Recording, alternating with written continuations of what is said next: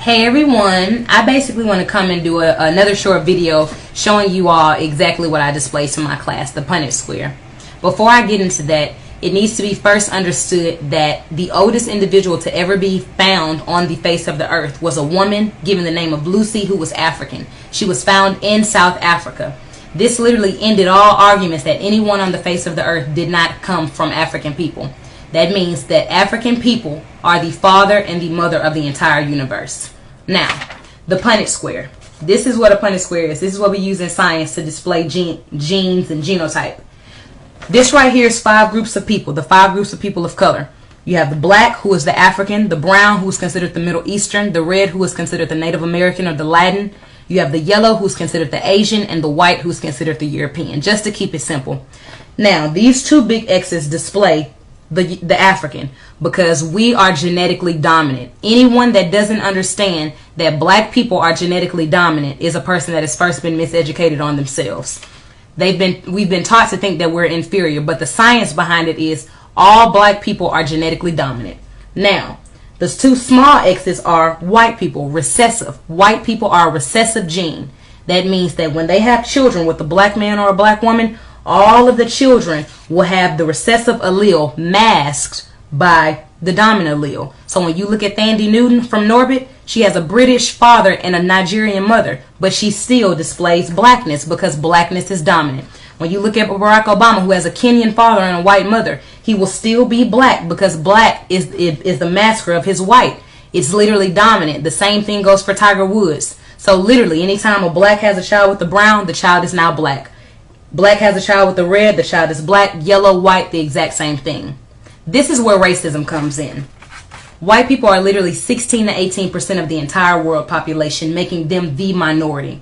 The thing about whiteness is it's a recessive gene. So you literally have to have two white parents in order to be white. So when Dylann Roof says you're raping our women, what does he mean by that? He means that anytime a white woman has a child with a black man, those children are not white anymore, because in order to clarify as white, you have to be 100% white. Well, to the people that are already the minority, it is extremely important to hold on to the genetics that they already have, because their genetics are already recessive. So think about prison. Why are so many black men are in prison? Because if you're in prison, what are you not doing? You are not having children. Why does it seem so many black American men are turning homosexual? So many black women are lesbians. Because if you are lesbian homosexual, you are not what? You are not procreating your race. The basis of racism is white people understanding that if we do not kill black people at all times, that they will eventually kill us. So when you look at black men being pulled over by oftentimes European police officers, shot and killed for no reason, is because they subconsciously understand that if I do not kill him, that he's going to kill my children with his genetics. Racism is not simply somebody hating you because, you know, you got this fly car, because they don't want to see you do well. White people do not want to go extinct. So in order for them not to go to extinct, they created a system called racism, white supremacy, in order to kill black people. Black people because we show the strongest genetic variability. So when you go to Africa, you're going to see a lot of different diseases that target black people, because we have got to diminish your numbers if we have a chance of living and surviving. This is the reality of racism. So we've been taught to hate our skin, we've been taught to hate our lips, we've been taught to hate our wide noses, we've been taught to hate everything about blackness, because really we're dominantly strong.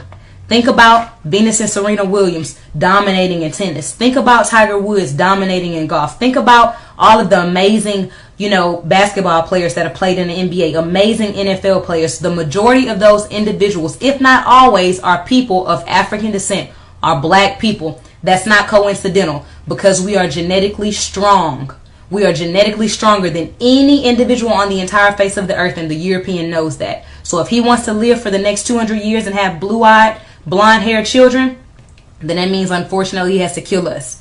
Understand, overstand, wake up, love being black. Bye.